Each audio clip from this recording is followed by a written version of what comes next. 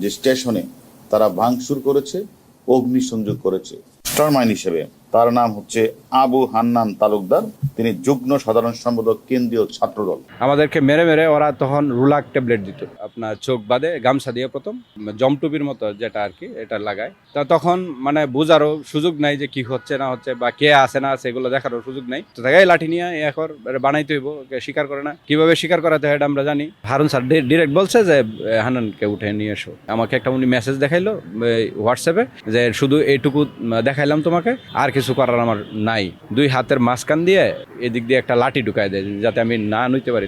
এদিক থেকে একজন হিট করে, ওই দিক থেকে একজন, তার মানে তালে তালে 25 জুলাই রাতে এডিসি প্রাথমিকভাবে যে প্রথম ধরে নেওয়ার পরে যে জিজ্ঞাসাবাদ করে, সেখানে জিজ্ঞাসাবাদ করার পরে আমরা চারজনকেই যে স্বীকারোক্তি দেওয়ার জন্য যে মেটেরিয়াল তোরাই পুরাইছিস, তোরাই ভাঙছিস, এটা স্বীকার কর।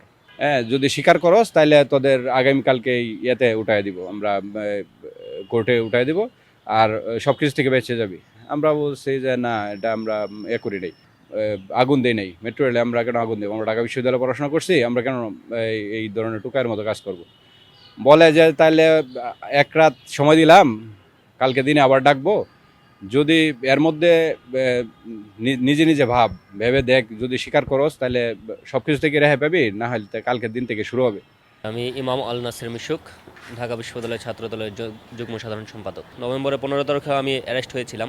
এবার যে ভয়াবহ একটা পরিস্থিতি দেখেছি, আমাদের সিনিয়র নেতৃবৃন্দ যারা ছিলেন তাদেরকে মানে আমরা দেখেছি যে ইলেকট্রিক শক দিয়ে তাদেরকে নিয়ে আসা হতো, ফ্যানে ঝুলিয়ে তাদেরকে মারা হতো। এগুলো আমাদের সামনে আমরা দেখতাম, এবং আমাদের যখন ডাকা হতো আমরা মানে বারবার খালি, যেহেতু মুসলমান মানুষ, আল্লাহর নাম নিতাম যে মানে কি কার কি হয় না হয়। আমাদের সেন্ট্রালের যুগ্ম সাধারণ সম্পাদক হান্নান ভাইয়ের পায়ের সামনের অংশ ভেঙে গেল। ওনাকে যখন মারা হলো, তারপর হচ্ছে আমাকে এবং ঢাকা বিশ্ববিদ্যালয়ের বিজয় 71 হলের সিনিয়র যুগ্ম সাধারণ সম্পাদক বিজয়কে, দুইজনকে একসাথে ডাকা হলো, মানে দুইজনকে একসাথে নিয়ে গেল, নিয়ে গিয়ে দুইজনকে মানে দুই টার্মে আবার আমাদের একই অকথ্য ভাষায় গালাগাল করা হলো, নির্যাতন করা হলো। আমাদের পেছন সাইড, ব্যাক সাইড একেবারে পুরো কালো কুচকুচে করে ফেলছে তারা। এটা দিন না রাত বোঝার কোনো সুযোগ নেই আসলে, লাইট ছাড়া কোনো কিছুই দেখা যায় না। তো এরপর দিন সকালে বৃহস্পতিবার ছিল আমাদেরকে ধরে নেওয়ার জন্য। শুক্রবারে শুরু করলো আবার 10টা থেকে আমাদেরকে চারজনকে নিয়ে গেল একসাথে, নিয়ে একজন একজন করে ঢাকায় ডিসি রুমে, পিছনে দুই হাতে হ্যান্ডকাপ লাগায়, এভাবে আপনার চোখ বাদে গামছা দিয়ে প্রথম জমটুপির মতো যেটা আর কি, এটা লাগায়। তা তখন মানে বোঝারও সুযোগ নাই যে কি হচ্ছে না হচ্ছে বা কে আছে না আছে, এগুলো দেখারও সুযোগ নাই। একটা রুমে ঢুকানোর পরে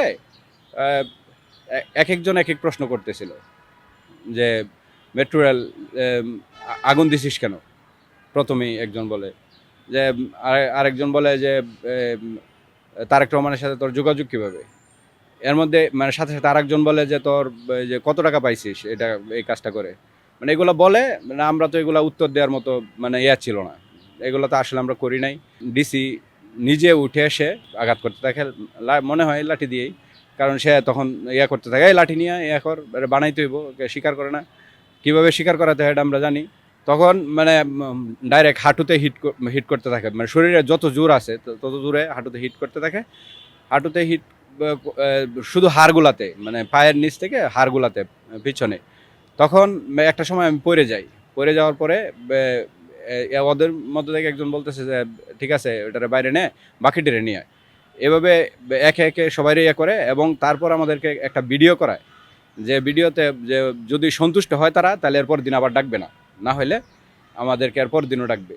তো ভিডিওতে ওরা বলে যে আমরা এটা বলতে হইব যে আমরা আগুন দিছি, আমরা এগুলোর সাথে জড়িত, মানে এটা স্বীকারোক্তি ডাইরেক্ট 164 যেটাকে বলে। আমরা আবার ভিডিও করতে গেলে আমরা আবার করি না, মানে এগুলো বলি না।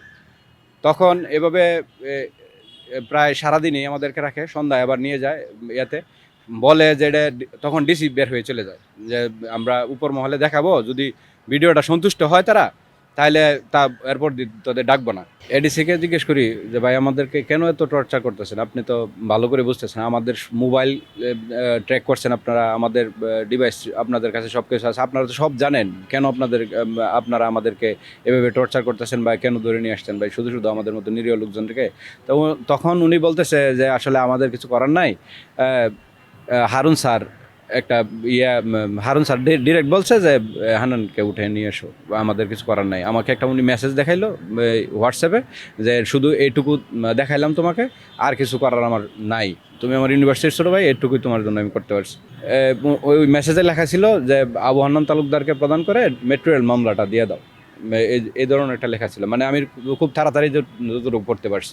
ওনারই নির্দেশ, কীভাবে স্বীকার করাইতে হইব এটা উনি ভালো করে জানেন।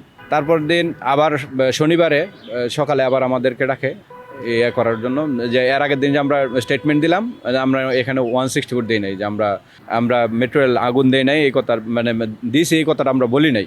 এই কারণে এরপর দিন আমাদেরকে আবার ডাকে, এডিসি রুমে প্রথম ডাকার পরে বলে যে ডিসি স্যার তো সন্তুষ্ট না, তোমরা কেন এগুলা করতেছো, তোমরা স্বীকার করো।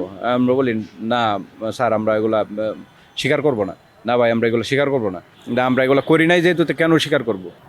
তারপর আবার ডিসি রুমে নিয়ে যায়, একজন করে চোখ বেঁধে, ওই একই ক্রাইটেরিয়া। তখন 7-8 জন ছিল অলরেডি, তখন তারা রেডি হয়েছিল লাঠি সুটা নিয়ে আমাদেরকে যথারীতি চোখ বাঁধে, পিছনে হ্যান্ডকাপ লাগায়, জমটুপি লাগায়, নিয়ে রুমে নেওয়ার পরে দরজা লক করে দিয়ে তারা আবার সেই একই প্রশ্ন। আমাদের 4 জনকে অ্যারেস্ট করে নিয়ে যাওয়ার পথে আমি শুধু একটি কথাই বলি যে 25 জুলাই আনুমানিক 10টা থেকে 10:30টার মধ্যে যখন মিরপুরের বাসার থেকে যখন আমাদেরকে নিয়ে যায় ডিবি পুলিশ, তখন প্রতিমধ্যে রাস্তায় আপনার সেনাবাহিনীর লোকজন গাড়ি থামিয়ে তাদের পরিচয় জানতে চায়। তখন ডিবি পুলিশের লোকজন পিছন থেকে, মানে ওই গাড়ির ভিতর থেকে বলা শুরু করে যে এরা আমাদের গাড়ি আটকানোর কে, এদেরকে গুলি করে দেই স্যার। কার্যালয়ে থাকাকালীন অবস্থায় দেখা গেছে যে আমাদের উপর যে নির্যাতন হয়েছে, আমরা একটা টাইমে বলতাম, যেমন আমি ব্যক্তিগতভাবে বলেছি যে আমার বাবা আমার হাই প্রেশার, তো আপনারা একটু জাস্ট মানে শুধু খবর দেন যে আমরা তাদেরকে অ্যারেস্ট করেছি। তখন টিভির লোকজন বলা বলি করতো যে আপনারা রাজনীতি করেন, তো বাপ মা 2-1 স্ট্রোক করুক, না হলে কীভাবে বড় নেতা হবেন। তো কিছুদিন পরে যখন মিডিয়ার সামনে আনবে তখন তারা এমনি জেনে যাবে, টেনশন করতে দেন। তো তাদেরকে অনেকবার রিকোয়েস্ট করার পরেও তারা কখনো এই মানে জানানোর যে বিষয়টা যে আমরা অ্যারেস্ট করেছি এটা তারা বলে নাই। আমাদেরকে যখন ডাকা হতো তখন জমটুপি পরানো থাকতো, নিজেরা বলা বলি করতো যে এদেরকে যাত্রাবাড়ি বা টঙ্গীর ওইদিকে নিয়ে যাই, এদেরকে ফেলে দিয়ে আসি, এই আন্দোলনের মধ্যে কেউ কোনো খোঁজখবর জানবে না, বা বিশ্রী ভাষায় গালিগালাজ করতো। যে তুই এই বড় বড় কাজ করে, এইগুলো কাজ করে তুই এত বড় বড় পদ পাস না, তারপরে তুই বলো যে তারেক রহমানের সাথে তোর যোগাযোগ নাই, বিএনপির স্ট্যান্ডিং কমিটির সদস্যদের সাথে তোর যোগাযোগ নাই, যুগ্ম মহাসচিব এদের সাথে যোগাযোগ নাই, তুই এদের নাম বল, তোর সাথে তোরে কে অর্থায়ন করছে আর কে তোরে অর্ডার করছে, আর তুই এই ছবিগুলা কিভাবে পাঠাস। পরে আমার ওই যে এইভাবে ছিল, 2 হাতের মাঝখান দিয়ে এদিক দিয়ে একটা লাঠি ঢুকায় দেয় যাতে আমি না নিতে পারি। তখন আবার এদিক থেকে একজন হিট করে, ওই দিক থেকে একজন, তার মানে তালে তালে ঘন্টা বাজানোর মতো আর কি, এইভাবে হিট করতে থাকে। একটা সময় আমি মানে উপর হয়ে পড়ে যাই। তখন এদের মধ্যে থেকে একজন বলতেছিল যে স্যার ওর সকল দায়িত্ব আমার কাছে দেন, ও স্বীকার করবে, ওর বাপে স্বীকার করবে, ওর আমি নিয়ে যাই কোনো মতে। তখন আমি শুধু এটুকুই শুনতে পারছিলাম, আমার 2 হাতে ধরে দুইজন দুই দিক দিয়ে, এরপরে পায়ে 2 জন ধরে আমাকে কোনো মতে বাইরে নিয়ে আসে এবং বলে যে আর পরেরটারে নিয়ে আয়। এভাবে যথারীতি ওরাও মিশুক তারপরে নিয়ে যায়, মিশুককে করার পরে বিজয়কে নিয়ে যায়, তারপরে রুবেলকে নিয়ে যায়। এভাবে আমাদেরকে 4 দিন গুম রেখে 4 দিনই অত্যাচার করে। 4 দিন অত্যাচার করার পর আমাদেরকে নিয়ে যায়, মিডিয়া ট্রায়াল দেয়। 3বার। প্রথমবার হয় তারা সন্তুষ্ট না, দ্বিতীয়বার তারাও সন্তুষ্ট না, তারপরে আবার করে। তখন প্রায় 300-400 মিডিয়া ছিল আমাদের সামনে। আমরা তো তখন হাঁটতেও পারতেছিলাম না, আমি তখন হাঁটতে পারতেছিলাম না প্রায়। ওরাও অবস্থা খুবই খারাপ ছিল। আমাদেরকে মেরে ওরা তখন রুলাক ট্যাবলেট দিত যে এটা খাওয়ার পরে ঠিক হয়ে যাবে। খাইছিস? আমাদেরকে জিজ্ঞেস করতো যে ভাত খাইছিস? সকাল থেকে আপনারা এখানে নিয়ে আসছেন, আমরা তো খাওয়া দাওয়া করি নাই। যে ঠিক আছে, যা গিয়ে খাওয়া দাওয়া করে তারপরে এই ট্যাবলেট ঠাকাবি, তাই ভালো হয়ে যাবে। তারপর 4 দিনের দিনে আমাদেরকে কোর্টে উঠানোর পরে সিএমএম কোর্টে নিয়ে আসে। আনার পর কোর্ট আমাদেরকে রিমান্ড মঞ্জুর করে 5 দিনের। আসলে এনে 5 দিন মুখে বলে, কিন্তু হয়ে যায় 7 দিন। প্রথম গামছা দিয়ে বাঁধতো, তারপরে জমটুপি পরাইতো, 2 হাতে করতো, তারপরে গরু যেমনি ঠেলে না পিছন থেকে যে যা এভাবে নিয়ে যেত। নিয়ে গিয়ে যখন আধা ঘন্টা 1 ঘন্টা 2 ঘন্টা রাখতো, রাখার পরে যখন সে আসতো, যে যারাই নিয়ে যেত, যেই আসতো সে আর ঠিকভাবে হেঁটে আসতে পারতো না। আর আমরা প্রতিবারই দোয়া করতাম যে আল্লাহ একটা দিন গেলো, আমরা বাইচে গেলাম, যে আজকে যেন না ডাকে, আল্লাহ আজকে যেন না ডাকে।